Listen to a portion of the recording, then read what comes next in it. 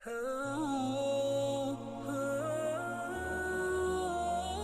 اکرم صلی اللہ علیہ وآلہ وسلم نے ارشاد فرمایا کہ جب ایک بندہ مسلمان ہو جائے اور اس کا اسلام عمدہ ہو، یقین و خلوص کے ساتھ ہو، تو اللہ اس کے گناہ کو جو اس نے اس اسلام لانے سے پہلے کیا معاف فرما دیتا ہے، اور اب اس کے بعد کے لیے بدلہ شروع ہو جاتا ہے، یعنی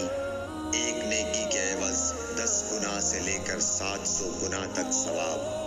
اور ایک برائی کا اسی برائی کے مطابق بدلہ دیا جاتا ہے، مگر یہ کہ اللہ تعالیٰ اس برائی سے بھی درگزر کرے اور اسے بھی معاف فرما دے، یہ بھی اس کے لیے آسان ہے۔ صحیح بخاری حدیث نمبر 41۔